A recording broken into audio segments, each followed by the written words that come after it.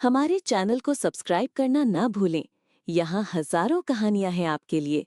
जय ने कहा, तुम्हारे लिए कपड़े भिजवाता हूँ। कहता हुआ वो बाहर चला गया। थोड़ी देर में माया फ्रेश हो चुकी थी। जयराज और माया दोनों लॉन में बैठकर चाय पी रहे थे। जहाँ का मौसम कितना अच्छा है, माया ने कहा। शहर से दूर कितनी फ्रेश एयर है। तो तुम्हें पसंद आया? जय ने पूछा। तो ठीक है, आज से ये तुम्हारा हुआ। मैंने तुम्हें गिफ्ट किया। नहीं, मुझे चाहिए नहीं, मैं तो बस ऐसे ही कह रही थी। वो जयराज के आगे खुद को लालची नहीं दिखाना चाहती थी। वो जयराज के सामने अपनी इमेज अच्छी रखना चाहती थी। उसकी सोच थी कि कहीं ये गिफ्ट देकर जयराज ये न समझे कि उसने रात के बदले गिफ्ट लिया है। ठीक है, जो चीज मेरी है वो तुम्हारी है। हम दोनों अक्सर यहाँ आते रहेंगे और हम यहाँ पर रात जैसी खूबसूरत रातें बिताएंगे। आज का क्या प्लान है? माया ने पूछा। जो तुम कहोगी, हम तो आपके हुक्म के गुलाम हैं। कल रात के बाद तो हम किसी और के तो रहे ही नहीं। तो फिर चलो कमरे में चलते हैं। आज का दिन मैं तुम्हारे नाम करना चाहती हूँ, माया ने कहा। बेबी, बिल्कुल। मन तो मेरा भी बहुत है कि हम लोग एक अच्छा सा दिन गुजारें। एक ही रात में तुमने मुझे अपना एडिक्ट बना लिया। मगर मुझे जाना पड़ेगा, ऑफिस में एक प्रॉब्लम आ गई है। तुम चाहो तो मेरे साथ आ सकती हो। रात को हम फिर यहीं आ जाएंगे। ठीक है, मैं आपके साथ चलती हूँ। चलो, तुम्हें आज मैं अपने ऑफिस की सैर कराता हूँ।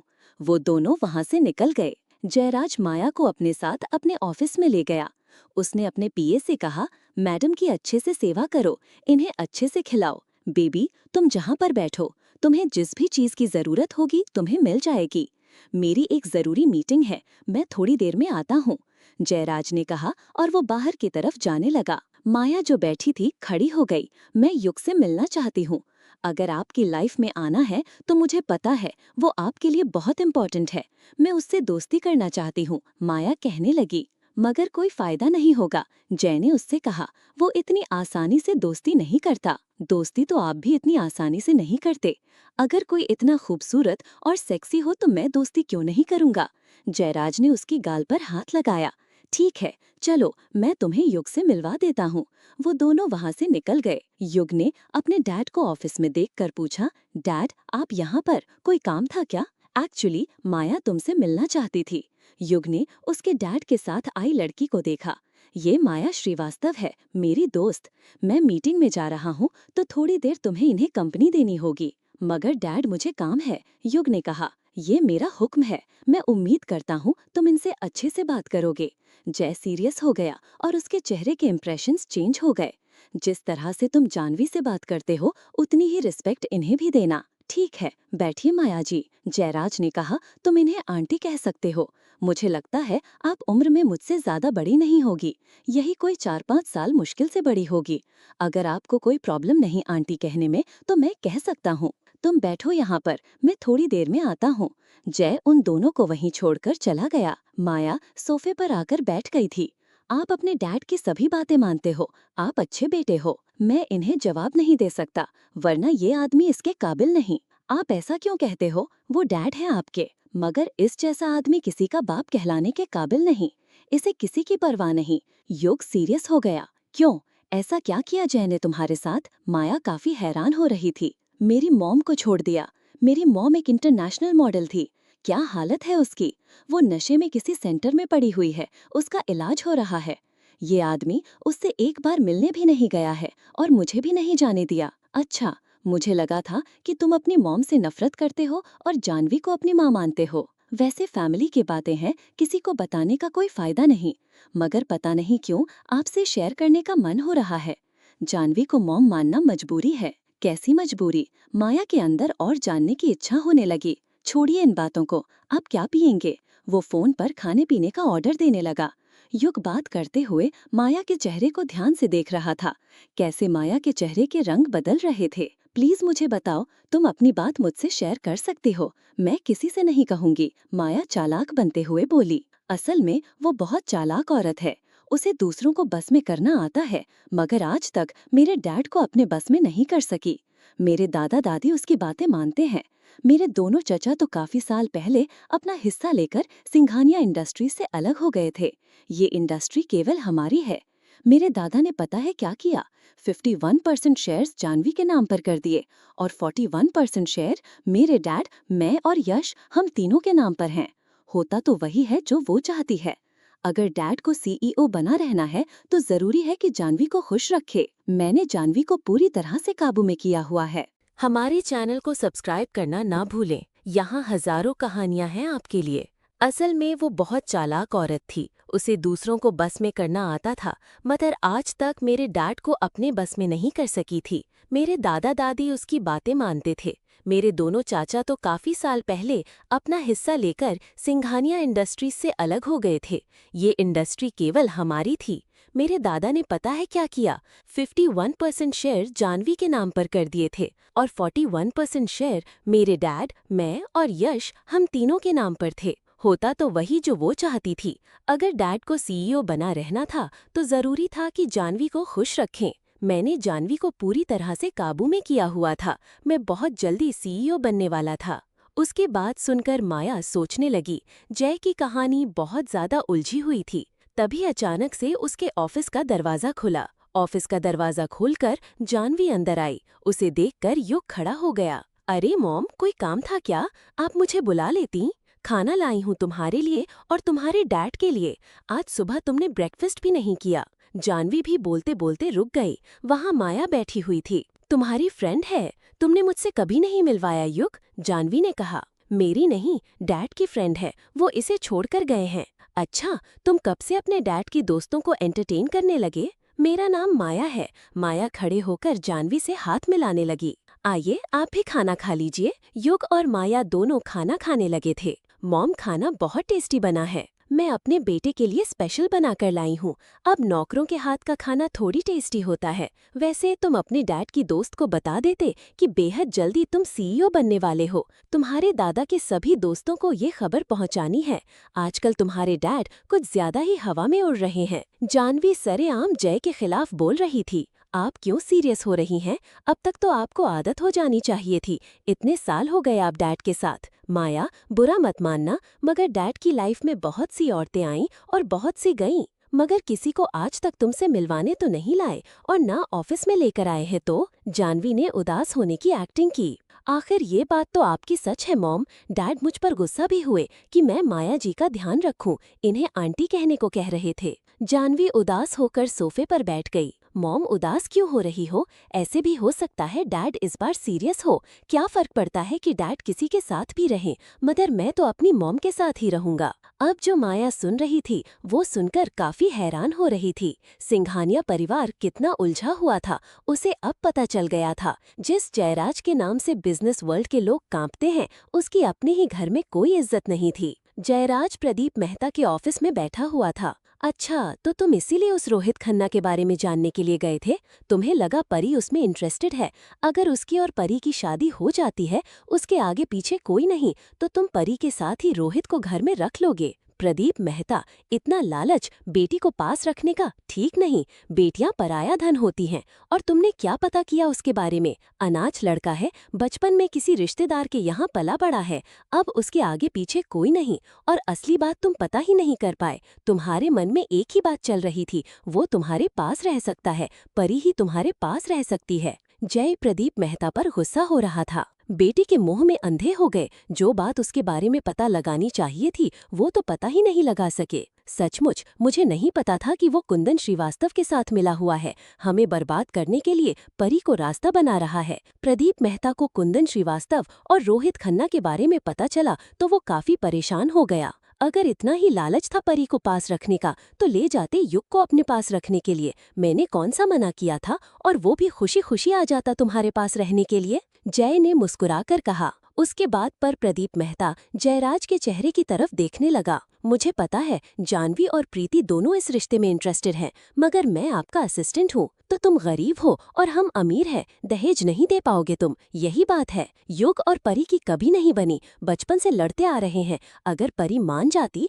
तो मुझे कोई प्रॉब्लम नहीं थी। युग जैसा लड़का नसीब वालों को मिलता है, कोई बुरी आदत नहीं है उसमें। मुझे और प्रीति को इतनी इज्जत देता है। मैंने युग से कहा है कि लड़की तुम पटाओ, लड़की के बाप को मैं पटा लूंगा। जय ने मुस्कुराकर कहा। ठीक है, मगर परी के पास अभी कोई बात मत करना, उसे लगेगा कि हम कहीं जानबूझकर ऐसा कर रहे हैं। प्रदीप मेहता ने सोचते हुए कहा। अब चला तुम्हारा दिमाग, बिल्कुल सही सोच रहे हो। पता है मुझे, आजकल के बच्चे उल्टी खोपड़ी के होते हैं। वो तो भला हो निक का, वो तो कुंदन श्रीवास्तव के पीछे इसीलिए पड़ा था, उसकी निगरानी कर रहा था, क्योंकि वो उसके होटल में डिस्टर्बेंस पैदा कर रहे हैं। पूरी रिकॉर्डिंग है उसके पास। जैसे बहुत साल पहले अनीक ने आपकी हेल्प की थी, अब उसका बेटा है आपकी हेल्प के लिए। प्रदीप मेहता अनीक वर्मा को याद करने लगा। हमारे चैनल को सब्सक्राइब करना ना भूलें।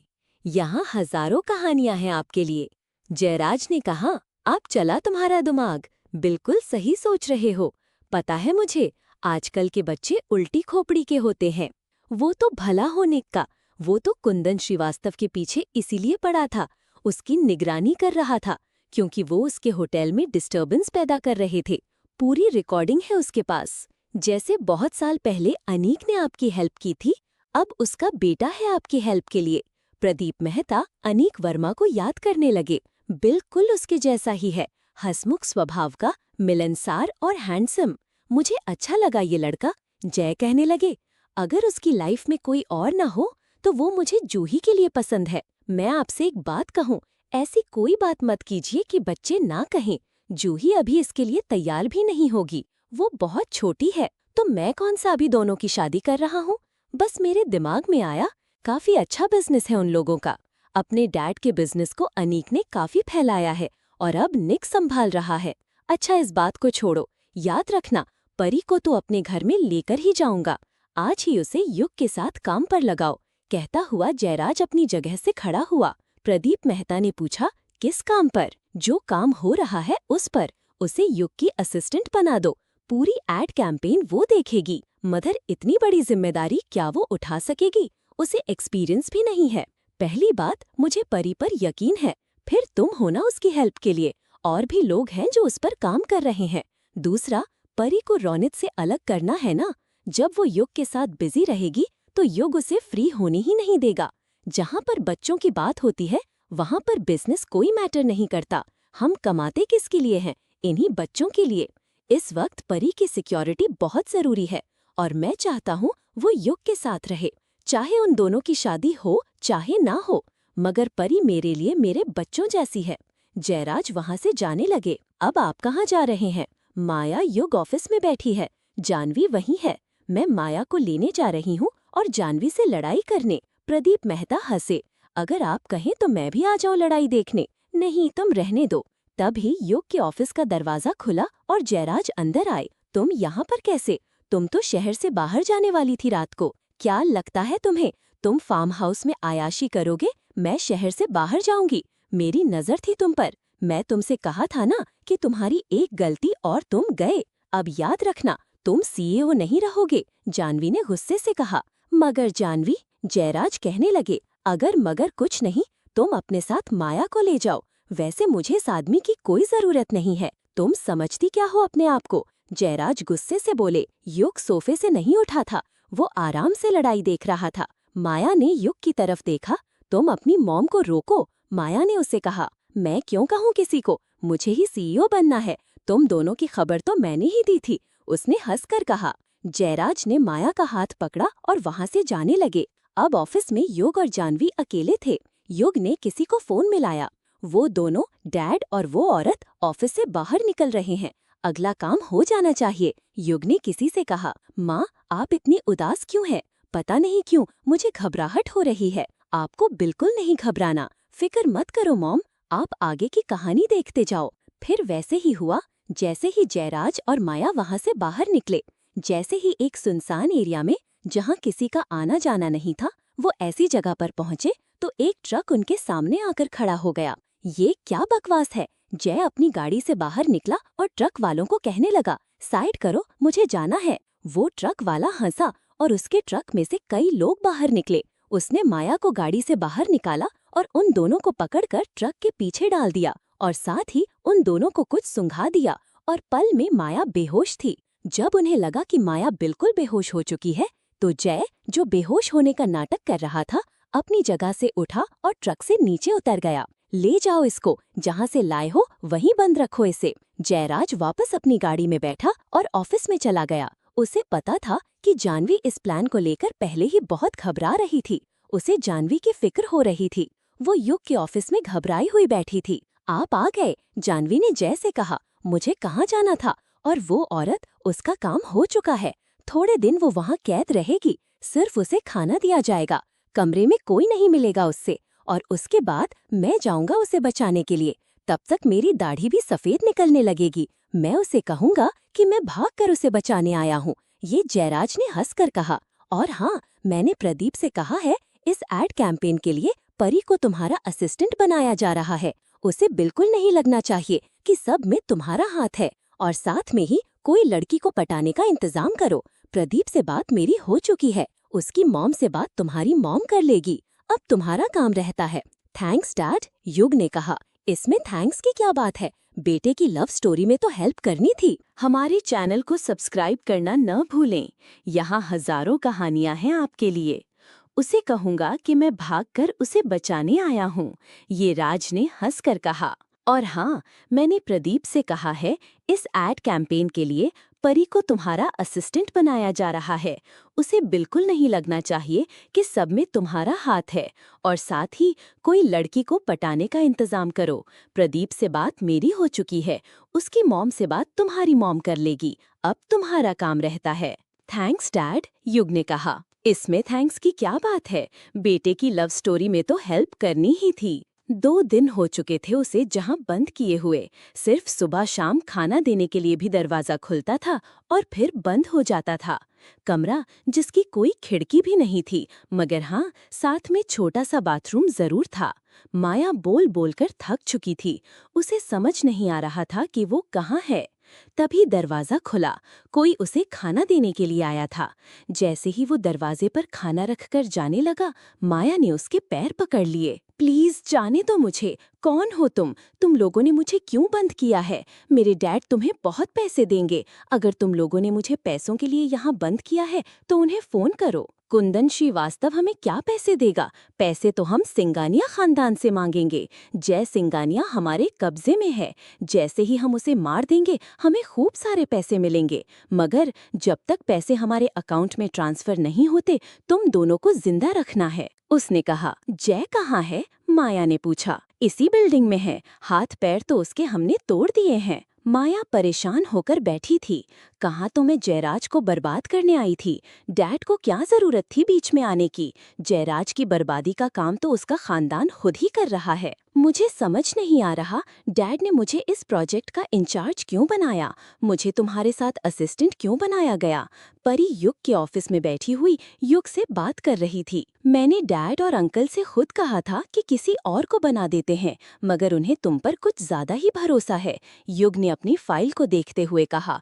वो ऐसे दिखा रहा था जैसे उसे परी से बात करने में कोई इंटरेस्ट नहीं। तुम्हें लगता है मैं इसके काबिल नहीं? परी को युग पर गुस्सा आ गया। कहो, मैं कहाँ कह रहा हूँ, ये तो तुम खुद कह रही हो। ऐसा है तो दिखाओ तुम काम करके। समझते क्या हो खुद को? अब हम अकेले हैं। मुझे तुम कहो, जो मर्जी कहो, मनाई गालियाँ निकालो, मगर सबके सामने मेरी इज्जत रखना। मुझे आप कहना और इज्जत से बात करना। मैं तुम्हारा बॉस हूँ, युग ने कहा। युग का ध्यान परी पर था। उसने वाइट कुर्ते के साथ जीन्स पहनी हुई थी। उसने बाल बांधे हुए थे। लाइट मेकअप में वो बहुत खूबसूरत लग रही थी। मेरे दिमाग को क्या हुआ था? मैं तुमसे लड़ाई करता फिर रहा था।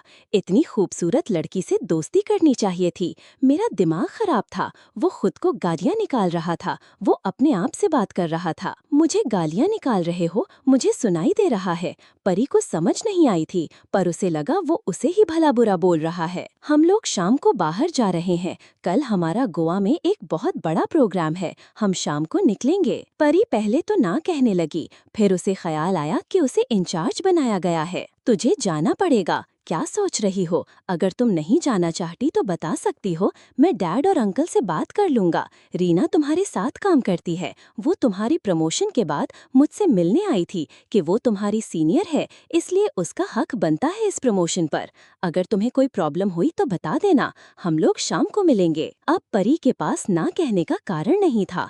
जैसे ही वो युग के केबिन से आई, उसे रौनक मिल गया। मैं तुम्हें पूरे ऑफिस में ढूंढ चुका हूँ, तुम कहाँ पर हो? और वो भी इतनी इतने गुस्से में? क्या हुआ? मेरा मूड बहुत खराब है। चलो बाहर चलते हैं, तुम्हारा मूड भी सही हो जाएगा। नहीं, काम है, फिर मुझे घर जाना है, शाम की तैयारी करनी है, मेरा प्रमोशन हो गया है तो मैं युग सर के साथ जा रही हूँ। मगर परिणीता, मैं तुम्हारे साथ थोड़ा टाइम बिताना चाहता हूँ। चाहती तो मैं भी हूँ, तुम मेरे अच्छे दोस्त हो, मगर क्या करूँ, मजबूरी है। परी वहाँ से चली गई। परी सचमुच थोड़ा टाइम उसके साथ रहना चाहती थी, मगर वो फिर उसके पीछे आ गया। हमारे चैनल को सब्सक्राइब करना ना भूलें। यहाँ हजारों कहानियां हैं आपके लिए।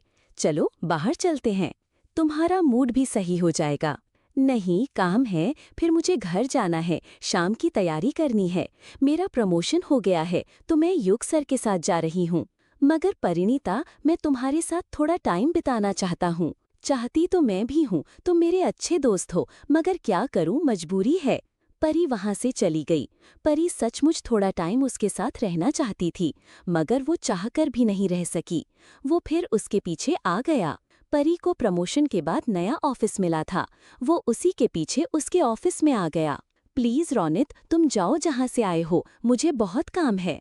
अब चाहकर भी वो वहाँ पर नहीं रुक सका। वो वहाँ से चला गया। उसे बहुत गुस्सा आ रहा था। अगर परी का प्रमोशन नहीं होता तो सब ठीक चल रहा होता, मगर अब वो बहुत बिजी हो गई थी। शाम को युग और परी एयरपोर्ट पर पहुंच गए थे। इस एड में जो मॉडल थी उसे भी उनके साथ जाना था, तो वो भी आ गई थी। परी ने सुबह के ही कपड़े पहने हुए थे, मगर गौहर पूरी तरह से तैयार होकर आई थी। गौहर को देखकर परी ने अपनी तरफ देखा। बिखरे हुए बाल, जो सुबह का हल्का मेकअप था, वो उतर चुका था। उसे देखकर परी को थोड़ा कॉम्प्लेक्स फील हुआ। मुझे तैयार होकर आना चाहिए था, उसने अपने मन में कहा। वैसे परिणीता, तुम तो पहली बार प्लेन से सफर कर रही होगी ना?